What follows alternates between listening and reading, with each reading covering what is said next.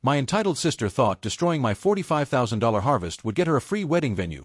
Instead, she got a felony record and lost everything, with updates. Hi everyone! Today's story will blow your mind, but really quick, if you enjoy this content, hit that subscribe button. Channel's been a bit quiet lately, and your support keeps it all going. Let's jump in. Initial post. I never thought I'd be writing something like this, but I need to get this off my chest before I lose my mind. I'm James, 33M, and I own a small organic farm in rural Vermont that I've been building for the past 8 years. What started as inheriting my grandfather's old property has become my life's work, 40 acres of carefully cultivated land where I grow heirloom vegetables and raise heritage breed livestock. Yesterday morning, I woke up to complete devastation. Every gate on my property was open. My entire flock of 32 heritage breed chickens, gone.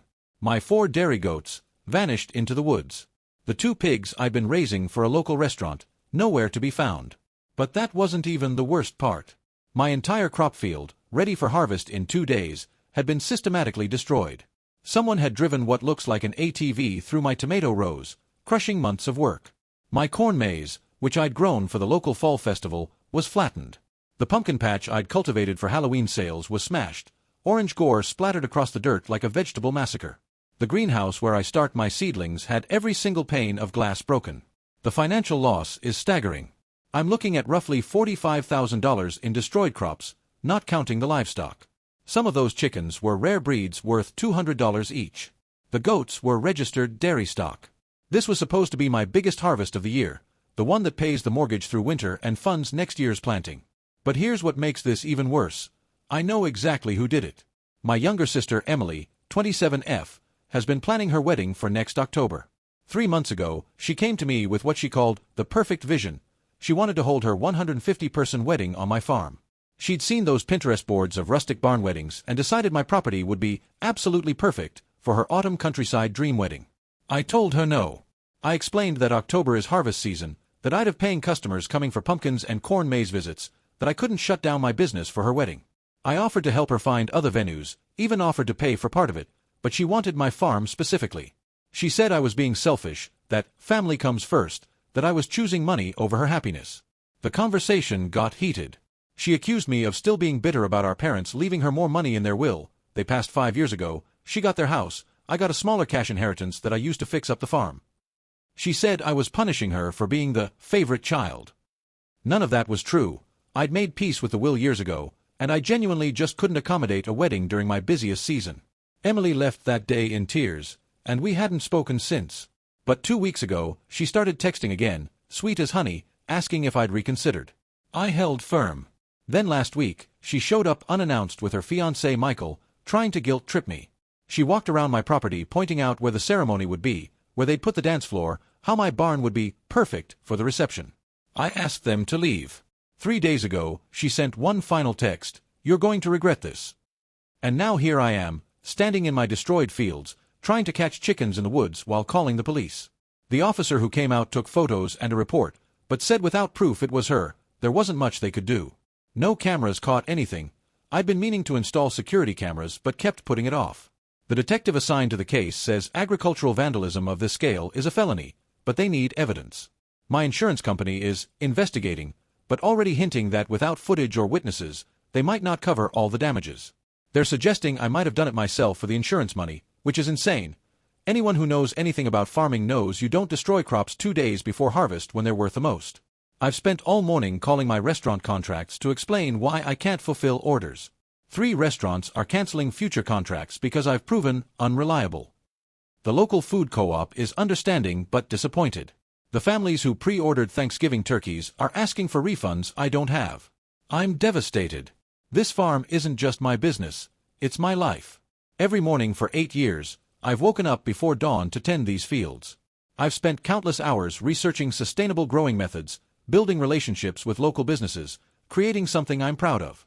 And my own sister destroyed it because she didn't get her way. The worst part? Our extended family is already taking sides. My aunt called this morning to tell me I should have just given Emily the venue she wanted, that it's just vegetables, and I can plant more next year. She doesn't understand that farming doesn't work that way, that I've lost an entire year's income, that some of these heritage breed chickens took years to acquire, that the reputation damage with my buyers could take even longer to repair. I don't know what to do. I can't prove it was Emily without cameras, but I know it was her. Who else would do this? I have no enemies, no disputes with neighbors. The timing is too perfect to be coincidental. I'm looking at possibly losing the farm. Without this harvest income, I can't make the mortgage payments through winter. I can't afford to repair the greenhouse and buy new livestock. 8 years of building something from nothing, and my own sister destroyed it in one night because she couldn't have her perfect wedding aesthetic. Update 1, 2 weeks later. I wanted to thank everyone for the overwhelming support on my original post. Your advice about installing cameras immediately was the first thing I acted on. I maxed out my credit card to install a comprehensive security system. 8 cameras covering every angle of the property, motion sensors, the works. It might seem like closing the barn door after the horses have bolted, but several of you warned me this might not be over. You were right. Emily has gone nuclear. Since she can't hurt my farm anymore, there's nothing left to destroy. She's targeting my reputation. It started small. A few neighbors mentioned Emily had called them concerned about my mental state. She told them I'd been acting erratically since our parents died, that the farm was failing, and I'd probably destroyed my own crops in a breakdown. She painted herself as the concerned sister trying to help her unstable brother. Then it escalated. Last week, someone called animal control claiming I was neglecting and abusing livestock. The officer who showed up was apologetic. He said the caller, who wouldn't leave their name, claimed I was keeping animals in horrific conditions and suggested I was running some kind of illegal operation. Of course, he found nothing wrong. My remaining animals, I'd managed to recover some of the chickens and one goat, were well cared for, my permits were in order, everything was fine. But he had to investigate every claim. 2 days later, the health department showed up. Someone reported I was selling contaminated produce that had made people sick. Another false claim, another investigation, another disruption to my already destroyed business. The inspector actually felt bad for me. She could see the vandalized fields and understood what I was going through. Then came the social media campaign. Emily doesn't use her real name online, but I started getting screenshots from friends. Posts in local Facebook groups about the cruel farmer who won't help his own family, and warning about buying from someone who treats animals terribly. She was careful not to use my name, but included enough details that locals would know she meant me. The worst blow came yesterday. I lost my biggest remaining contract, a farm-to-table restaurant in Burlington that had stuck with me through the vandalism. The owner, Patricia, called me personally. She was crying. She said someone had called her restaurant repeatedly, claiming I used illegal pesticides, that my organic certification was fraudulent, that I was under investigation for animal cruelty. She didn't believe it, but her business partners were worried about the association. She had to cut ties. But here's where things get interesting. Remember those cameras I installed? They caught something. 4 nights ago, around 2 a.m., they captured a figure approaching my property. The person was wearing dark clothes and a hood, but they didn't know about all the camera angles. When they turned to check if anyone was watching, one camera got a clear shot of their face. It was Michael, Emily's fiancé. He didn't do anything that night, just walked the perimeter, clearly scoping out the cameras and new security measures. But here's the thing, he was trespassing, and I have it on video. It's not much, but it's something. I took the footage to the police. The detective on my case, Detective Harrison, was very interested. He said this, combined with the pattern of harassment, was enough to start building a real case. He also let slip that they'd been investigating similar agricultural vandalism in the next county. Apparently, someone had destroyed another farm's crops 3 months ago under suspicious circumstances. I hired a lawyer with money I don't have. Robert, an old friend from high school who became an attorney, is taking the case at a reduced rate. He's filing for a restraining order against both Emily and Michael, and we're documenting everything for a civil suit. He also suggested something brilliant. He filed freedom of information requests for all the anonymous complaints made against me. If we can prove they came from Emily or Michael's phones, we have evidence of harassment. The community support has been unexpected. After word got around about what really happened, small-town gossip works both ways, people started showing up to help. A neighboring farmer brought me 20 laying hens to help restart my flock. The local garden club organized a fundraiser that raised $3,000. It's nowhere near enough to save the farm, but it's keeping the lights on for now. Patricia from the restaurant called back last night. She'd done some investigating of her own and realized the calls about me had all come from the same number. She's willing to testify if needed and wants to reinstate our contract once I'm operational again. If I'm ever operational again. Emily, meanwhile, has gone radio silent with the family. Our aunt, who was originally on her side, called me yesterday to apologize. Apparently, Emily had asked her for money to pay for wedding venue deposits, claiming I had ruined her finances by forcing her to book elsewhere. When our aunt mentioned the farm vandalism, Emily exploded, calling her a traitor and cutting her off. That reaction told our aunt everything she needed to know. I'm still looking at losing the farm. The mortgage company isn't interested in sob stories, and I'm 2 payments behind now. But Robert thinks we might have a criminal case, especially if we can connect Emily to the previous vandalism. And if we can prove she made the false reports, that's criminal harassment. I'm exhausted. I'm angry. I'm heartbroken that my own sister would do this. But I'm not giving up. This farm was our grandfather's dream before it was mine, and I'll be damned if I let Emily's tantrum destroy 3 generations of work. Update 2, 6 weeks later. I'm writing this update from my lawyer's office because I'm actually shaking too much to type properly at home. We got her. We actually got her. Remember the previous agricultural vandalism case Detective Harrison mentioned? It turns out the victim was another small farm owner named David who had also refused to host an event. In his case, a high school reunion that someone was organizing. The vandalism pattern was identical. Opened gates, destroyed crops right before harvest, broken greenhouse glass. The timing was 3 months before my incident. Detective Harrison had been working both cases when he noticed something interesting. The same phone number had called both David and me in the weeks before our respective vandalisms. It was a burner phone, but here's where Emily messed up. She used it to order wedding supplies online and had them delivered to her house. With that connection, the police got a warrant for her phone records and found everything. Text messages to Michael planning the whole thing. Google searches for "How to Destroy Crops Quickly" and "Agricultural Vandalism Laws, Vermont." Pictures she'd taken of my farm during her venue visit, with gates and buildings circled. She'd even researched the value of heritage breed chickens, presumably to cause maximum damage. But the smoking gun. She'd kept videos on her phone. Videos of her and Michael destroying my fields, laughing as they smashed pumpkins, whooping as they drove the ATV through my corn. She'd filmed it all, presumably to relive her victory later. The metadata proved they were taken on the night of the vandalism. They arrested Emily yesterday morning at her workplace. She's a marketing manager at a Burlington firm. Or was. They fired her immediately when the police showed up. Michael was arrested at the gym. They're both charged with felony agricultural vandalism, criminal mischief, conspiracy, and criminal harassment. The prosecutor says with the video evidence, it's an open and shut case. The bail hearing was this morning. Emily's lawyer tried to argue for minimal bail, claiming she was an upstanding member of the community with no criminal record. The prosecutor played one of her videos in court, the one where she's laughing hysterically while Michael drives through my greenhouse.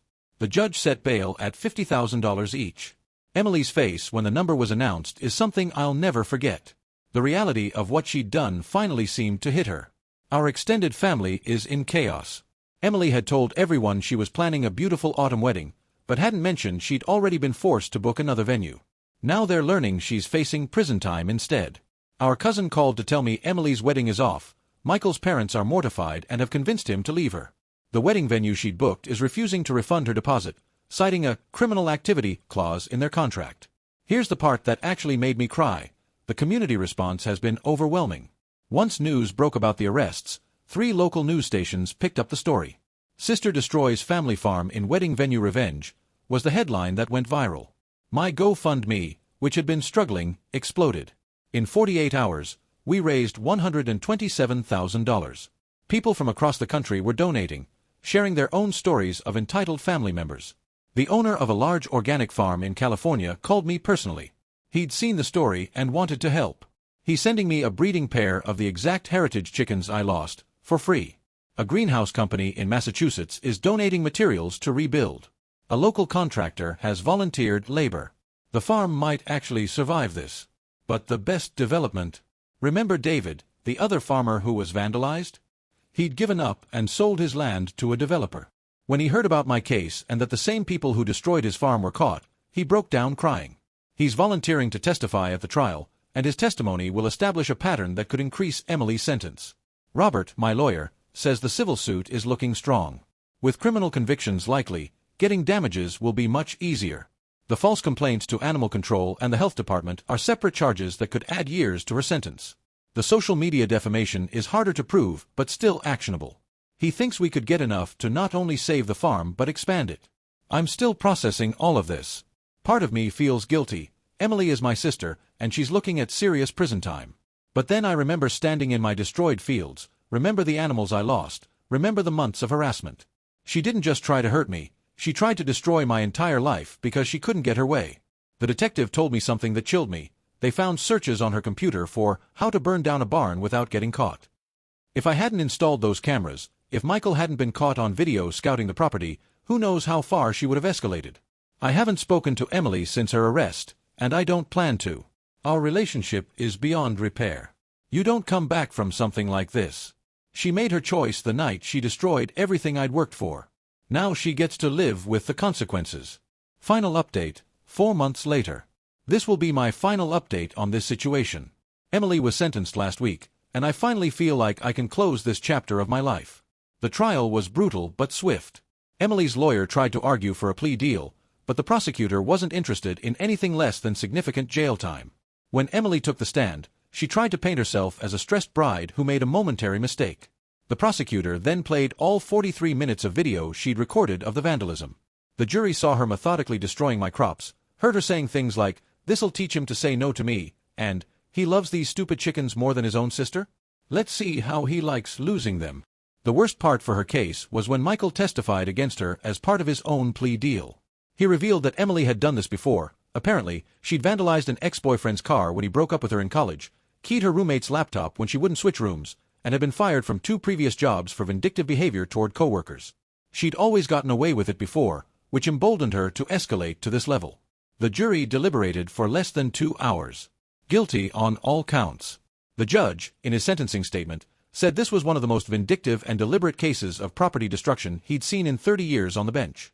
He specifically noted that agricultural vandalism attacks the food supply chain and affects entire communities, not just the individual farmer. Emily was sentenced to 4 years in prison with 2 years suspended, meaning she'll serve a minimum of 2 years.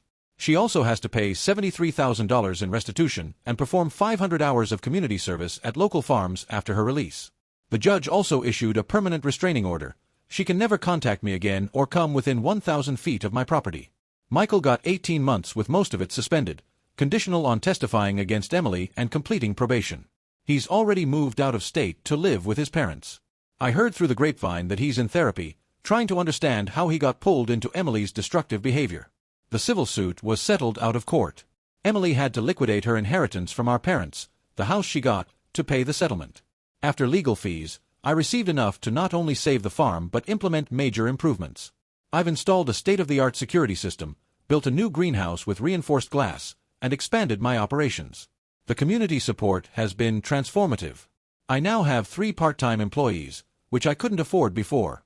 We've expanded from 40 to 60 acres after I was able to purchase the adjacent property. The farm-to-table restaurant in Burlington has made me their exclusive produce supplier, and I've been featured in several regional magazines as a success story of community resilience. The unexpected silver lining? David, the other farmer Emily vandalized, used part of his settlement from the criminal case to buy back some of his old land. We've partnered on several projects, and there's talk of creating a local farming cooperative to support small agricultural businesses in the area. As for my family relationships, they're complicated but healing. The relatives who initially sided with Emily have apologized, though I've kept most at arm's length. Trust, once broken, isn't easily rebuilt. I've grown closer to the ones who supported me from the beginning. My aunt, who initially criticized me, has become one of my biggest supporters, volunteering at the farm every weekend during harvest season. I haven't spoken to Emily since her arrest, and I don't intend to. Our parents would be heartbroken to see what she's become, but I've realized I can't carry guilt for her choices. She destroyed more than crops that night. She destroyed any possibility of us ever being family again. Some bridges, once burned, can't be rebuilt. The farm is now thriving in ways I never imagined possible. We're implementing an educational program for local schools, teaching kids about sustainable agriculture. I've hired a formerly homeless veteran named Thomas who's become indispensable. He has an incredible gift with animals and has helped expand our livestock operation. We're expecting our first batch of heritage turkeys next month, already sold out through pre-orders. The irony doesn't escape me. Emily wanted my farm for her perfect wedding, and in trying to destroy it out of spite, she actually helped make it more successful than ever. Her vandalism brought media attention, community support, and ultimately, the resources I needed to expand. Meanwhile, she's in prison, lost her fiancé, her job, her inheritance, and her freedom. I still wake up some nights in a cold sweat, remembering that morning when I found everything destroyed. The trauma of watching your life's work vandalized doesn't just disappear. But I also wake up every morning grateful for the second chance I've been given, for a community that rallied around me, and for the strength to fight back against someone who tried to destroy me. To anyone facing similar family destruction, document everything, don't be afraid to press charges, and remember that blood relation doesn't give anyone the right to destroy your life. Emily taught me that family isn't about DNA, it's about the people who show up when your world falls apart. The farm's motto, painted on our new sign at the entrance, reads, "Growing stronger from deeper roots." It's a reminder that sometimes the worst storms make the strongest trees. Emily tried to uproot everything I'd built, but instead, she just made me dig deeper and grow stronger. This is James, signing off. The harvest this year was the best we've ever had. Epilogue. 6 months after the trial, I received a letter from Emily through her lawyer. She wanted to apologize and asked if we could reconcile when she gets out. I had my lawyer respond with a simple message: no. Some actions have permanent consequences. She took a sledgehammer to our relationship the same way she took an ATV to my cornfield. There's no coming back from that. The restraining order stands, and when she gets out, she'll have to build a new life that doesn't include me. I wish her well, but from a distance. A very permanent distance.